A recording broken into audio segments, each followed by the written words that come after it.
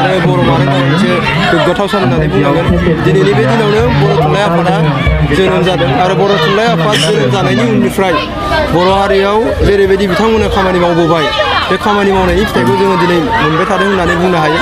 बिथांमोननि खामानि मावनायनि गेजेरजोंनो बर'नि राव थुनलाइ हारिमुवा दिनैनि नैबे अबस्थासिम फैदों दा बेयाव जाय बिथांमोना बर' थुनलाइ आफादखौ दानो थाखाय खामानि मावदोंमोन बिथांमोननि सिमांनि साबायखर बावनायखौ हरगोन आरो जाय बिथांमोना आफादगिरि आरो गाहाय नेहाथारिनि बिबानखौ आवगायग्रोदोंमोन लाजेननो दा बिथांमोननि सिगांनि साबायखर बावनायखौ हरगोन बिथांमोनानो बर' थुनलाइ आफादाव फैजेननानै बर'नि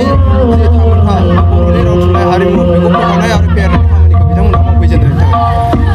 नैबे समाव आसोल बाथ्राया बेसो जाहैदों बिथांमोना जोबोद खस्थ' खालामनानै गालांबाय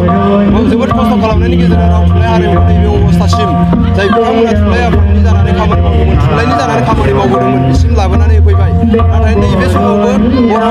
रावा बर'नि थुनलाइया जेरैबायदि जौगानांगौ बेबायदि जौगानाङाखै नंगौ गोबां जौगाबाय नाथाय जेरैबायदि जौगानांगौ बेबायदि जौगाजोबनो हायाखै दा बिनि अनगायैबो आरोबाव मोनसे दुखुनांथाव बाथ्राबाव इउनेस्क'आ जायखौ बिजिरनानै लादों बर' रावाबो माब्लाबा माने अलखदाव गोग्लैनो हागौ दा बिसोर दुखुनांथाव बाथ्राया जादों दा बिनि थाखायनो आङो जोंनि बर' आइ आफा रायजो राजाखौ खावलायनो लुबैदों जोंनि बर' राव थुनलाइ हारिमुखौ फोथांनानै लाखिनो थाखाय जोंनि जे खामानि मावनांगौ दङ जेसेबां जि लेभेलाव खामानि मावनांगौ दङ बयबो बेखौ फाफ्लियाव लानानै खामानि मावनांगोन नङाबा जोङो नैबे अबस्थासिम एसेबां गोजौसिम मोनफैखानाय जोंनि राव थुनलाइ हारिमुखौ अलखदाव खोख्लैयोबा बिनि दायनिगिरिया जों जागोन बर' फरायसालिजों लोगोसे बर' भेन्सार फरायसालि बेफोरनि सायाव थांखि बे मोनसे जोंनि बेसेबांबा सुस्रांनो हाथावै नङा दासिमहालागै हाथावै बेसेबांबा गिदिर जेंना जानानै थाबाय जोंना बर' फरायसा जि फरायसालि दङ भेन्सार स्कुलफोर दङ बेयो मोनसे समाव जोबोद गिख्रंथाव अबस्थायाव फैबायमोन आसाम सरकारा भेन्सार स्कुलफोरखौ प्रभिन्सियेलाइज खालामनाय नंला बेबायदि होननानै मोनसे अबस्थासिम लाबोना दोनफैबाय दा बिनि उनाव 2020 मायथाइयाव जि बिटिआर गोरोबथा जाबाय बिनि गोरोबथानि गेजेरजों जों लानानै फैबाय भेन्सार स्कुलफोरखौ प्रभिन्सियेलाइज खालामनांगौ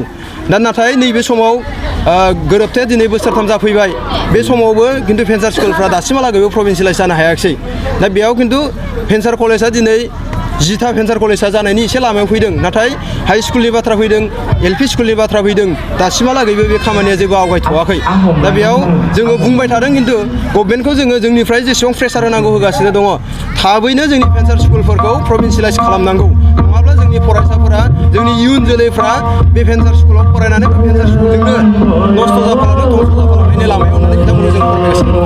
बर'आव दिनैनि दिनाव गोबां माहारियारि आफाद जोनोम मोनबाय नाथाय बर'नि माहारियारि समायथाइखौ दिनैसिम दिहुननो हायाखै माबाफोर जाहोन दं नामा बिनि जाहोनखौ एसेबां बेबायदि आंबो बुंनो हानाय नङा नाथाय जाना थागोन माबा मोनसे दा बेखौ जोङो जुदि दिनै बिजिरनो हाबायबा बुजिनो हाबायबा बेखौ दिनैनि दिनाव दानिफ्रायनो खामानि मावनायासो गिदिर बाथ्रा सारा गोनांथि दं होनना सानो नामा गोनांथि दङ हारियाव गोनांथि दंथारो दा ओंखायनो